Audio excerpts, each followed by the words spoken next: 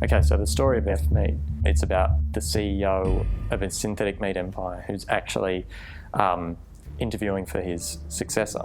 What can you tell me about F-Meat? But, there's something unsavoury about the company that might turn this applicant off, his perfect applicant. If you were going to run this company, there is one thing you will need to know. It's human.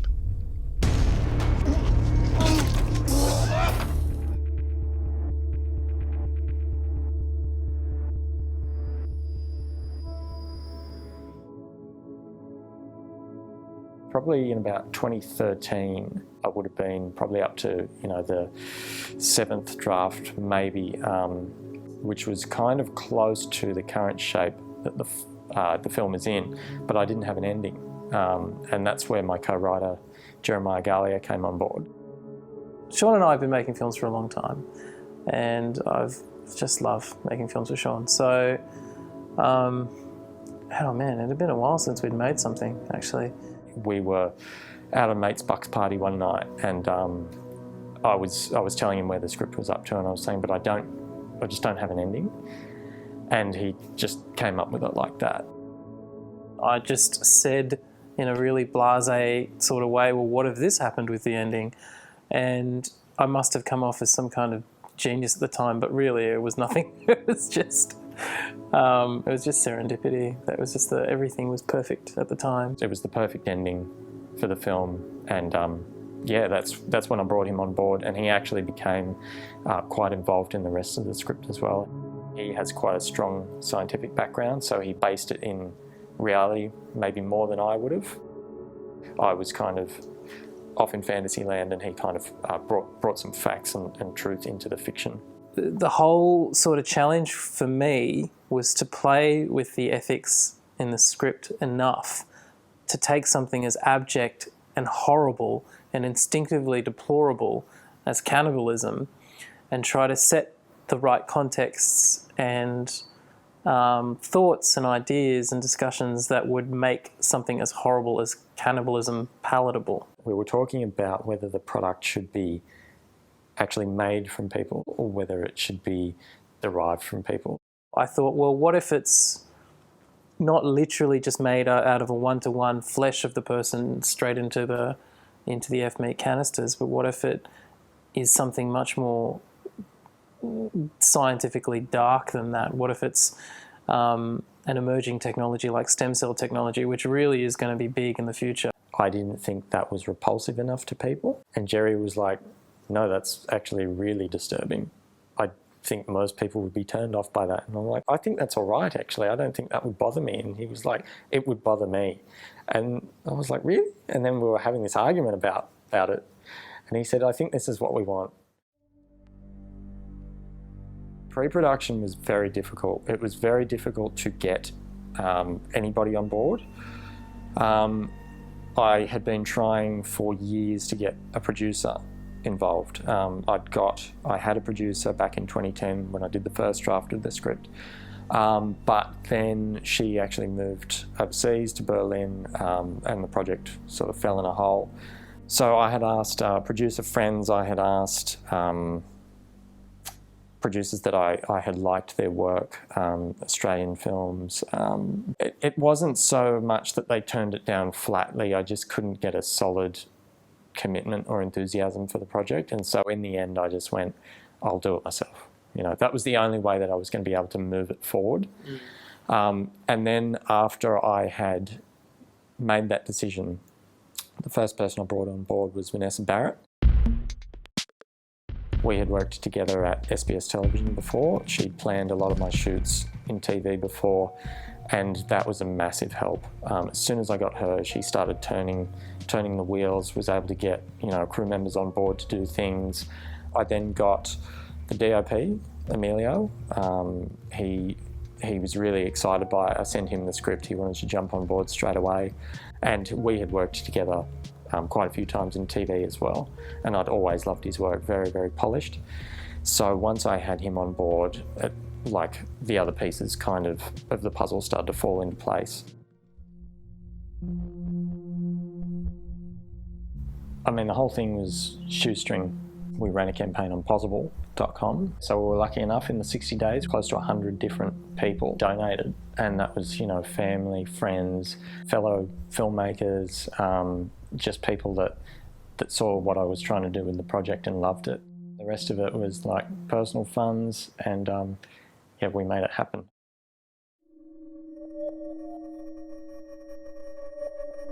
I spent months going to, you know, very strange underground places in Sydney, some pretty creepy abandoned places that, you know, had a history of haunting and were really, didn't look like people had been there in a long time. But eventually I realised that to have a controlled environment where it sounded good, the actors were comfortable, you know, we had, I could deck it out the way that I wanted it.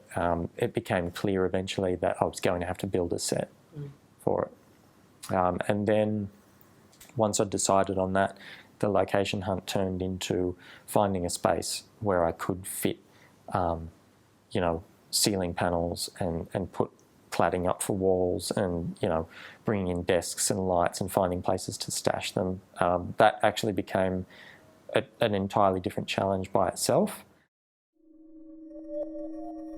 My cousin, I was telling him, you know, the plight that I was having, trying to find a location, trying to find somewhere where I could bump in a set. And he said, why don't you shoot it in my car park? I've got a warehouse in Chippendale in Sydney. And yeah, why don't you build the set in there? So it was like fantastic. So yeah, so that was going to be the location. So we went in, we measured it up and started figuring out what we were going to do in there. And that was great because then I could start with like a blank slate and piece of paper, pen, and figure out exactly what I wanted the set to look like.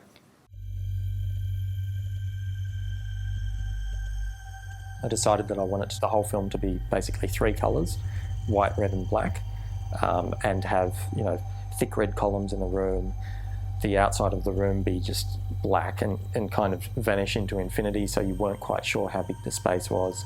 And I wanted to have this weird geometric red ceiling, which was kind of based on a location that I had liked at University of Technology, Sydney. They've got a really unusual geometric ceiling. So then one of the challenges became, where are we going to get all this set material from? It's going to cost me an absolute fortune. And then fortuitously, Vanessa had been trying to find a production designer and had actually, she'd been talking to someone who couldn't do it herself, but she said, oh, look, I've just finished shooting this film, Airlock. They've got this set that they're trying to get rid of over in Bladesville in a warehouse. Why don't you contact the producer, see if you can salvage any of it?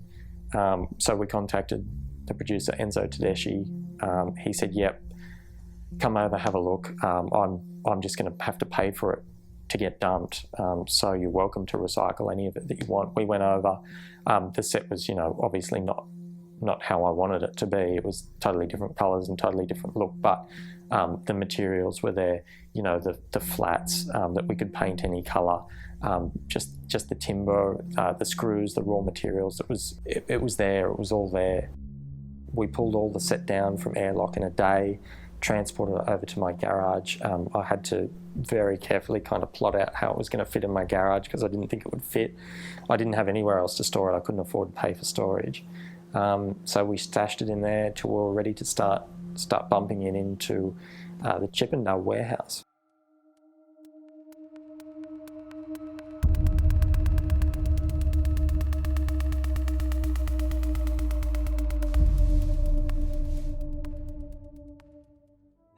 Building the set was, I just loved it.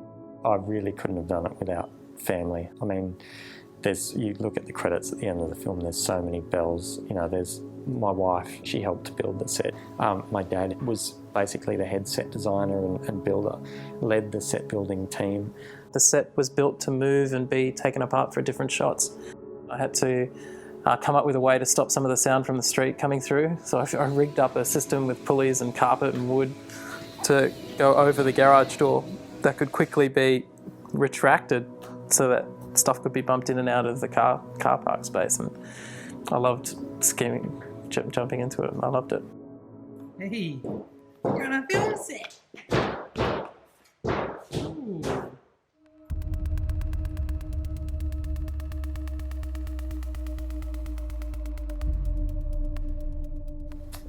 with Emilio, he came up with this great idea that it was going to be all environmental lighting. So there was only going to be light on Smith's face if there was a light in the set, built into the set, so the giant shoji behind Fielding, that acts as a light box for pretty much the entire set. We weren't going to build custom lights into the ceiling if there didn't look like there was actually lights in the room. In terms of casting, I had a fair idea of what I wanted the actor to be like who played Fielding. I wanted him to be quite an intimidating presence, and it was actually a friend of mine from college who said, I used to love Ivar Kantz, who played the principal on Home and Away. Really intimidating performance. He was always like a real hard ass. And I looked up his stuff and I was like, yep, this is the guy. Offered it to him.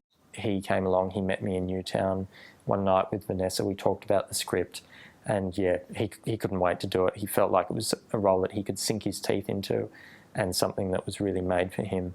With Smith, I knew that some of it was going to be in the actor's hands, whether he came across as a submissive character or whether he was kind of equal to Fielding or whether he was very aggressive. I knew I needed to get an actor who was very good at coming up with his own character on the spot and bringing something to it that I maybe wouldn't have expected.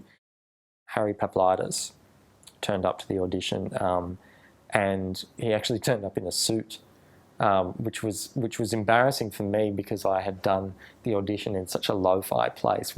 I'd rented out a community hall that was near my house, and he rocked up like hair slicked back and done, and I think he'd shaved, like he'd previously had this big beard and he'd shaved for the audition, and he had this black suit on, and he got in there and he was just a powerful presence. He was intimidating, he was angry, and he took the character to a place where I was excited by the character. I knew that the role was his as soon as I saw his audition. By the time we actually got to shooting, just the moment that I could actually call action for the first time was just incredible, because there'd been such a long lead up to that moment. It just seemed so impossible for so long. Yeah, it almost brought a tear to my eye. Rolling! Action!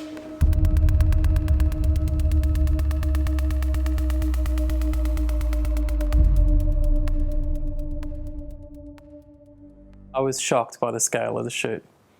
I thought it was going to be like the first short films that I'd worked on, where it was someone holding it like a reflector foil and another person with a camera like that. That's what I was picturing. So, especially knowing how expensive filmmaking can be, and knowing how much that we had managed to raise in the crowdfunding, I don't think I've ever seen dollars and cents stretched so much and achieved so much. We had monitors set up, we had a green room, we had a makeup room, makeshift upstairs, it was fully catered. I have been catering the last couple of days, so cooking yesterday and doing lots of running around preparing food today. So making sure everyone's got full tummies to march on with. Want a steak? Still want more steak? No, thank you. No, not unless it's F, mate. I'm not letting it pass mine. We had sophisticated lighting, we had everything. We had a camera crew with a van and I just couldn't believe it. It was not what I expected. I mean, to me, it was just a flurry of activity on set. It was intense, everyone was running around, it was frenetic. Other people, were smiling, looked like they were having a blast. The actors were really sinking their teeth into it. Just doing my continuity marked up script. This is for all the coverage lines, so I made sure that Sean, who's editing this over here, knows how much we got for each scene. I'm a very critical person.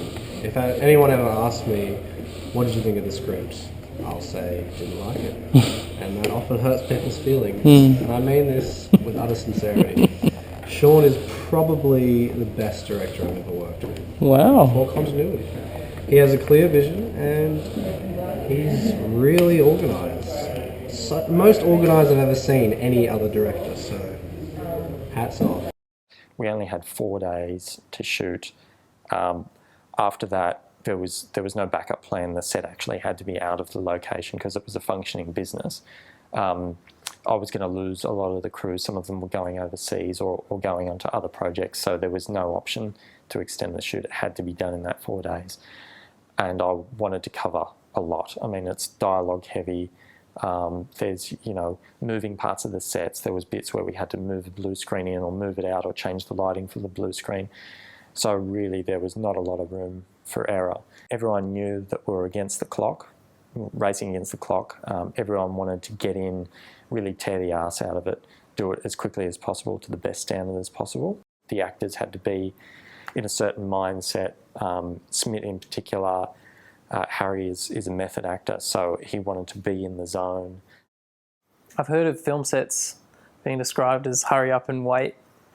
There was a bit of hurry up and wait. We had Sean's poor uncle Greg in makeup for quite long periods of time. So there was a lot of wait there, and there was a lot of hurry up whenever we had to bump in and bump out. The vibe, though, I think everyone was just so impressed. It was a beautiful family sort of vibe. We've got Ron Bell here. Set construction. Chef cook. Makeup, wardrobe, sensational. Where'd you get these people from? Which one's your favourite costume? I quite like Fielding's vest and also the corpse. It's very origami style, almost like a sushi roll.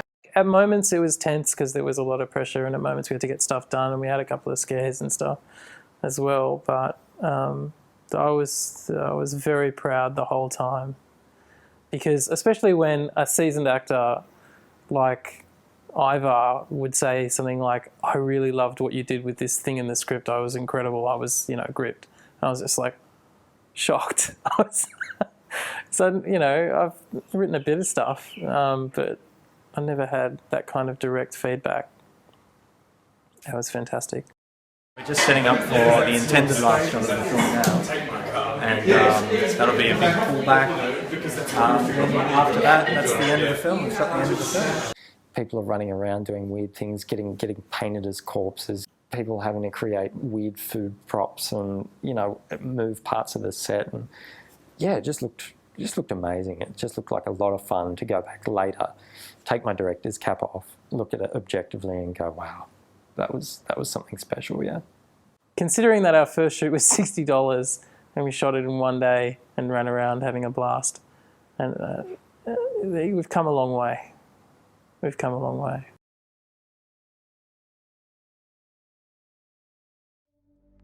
The visual effects process was daunting.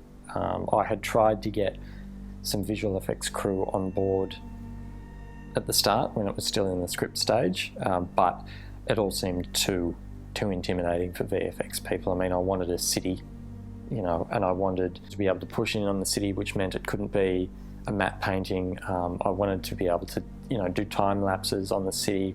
Yeah, that was a hard sell for VFX people. What I decided then was that I was just going to shoot the film.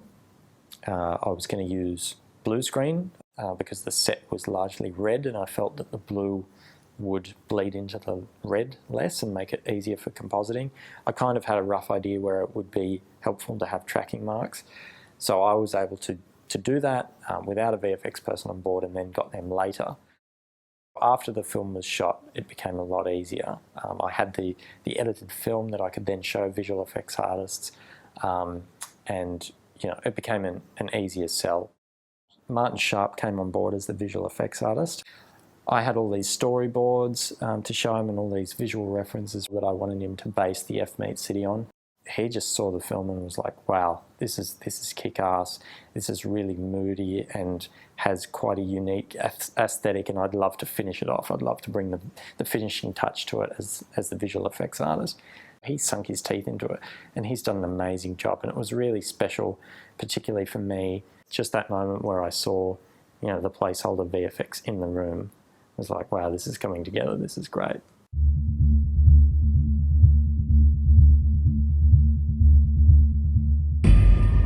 Groove Q were really great with what they brought to the table in terms of the score. They took the approach where let's not give up the ghosts straight away. Let's not give away that it's a dark film from the beginning. Let's kind of start, we'll give it gravity, but we'll kind of start neutral and then let the audience figure it out as they go along. They thought that would be more impactful, which was, yeah, they were spot on. I mean, you kind of uncover the film as the audience, as the film goes along. We don't tell you from the start, oh, this is a dark film, you should be scared, something scary is going to happen now. They kind of let that happen to you, which is a really insightful and mature thing to do. I mean, and that takes restraint too. If you see what we've done, I mean, like getting 2 seasoned professional actors, building a set, extensive visual effects work, great colour grade, amazing sound design. Just, I mean, I really can't believe that we've done it for the amount of money that we have. I mean, it's incredible.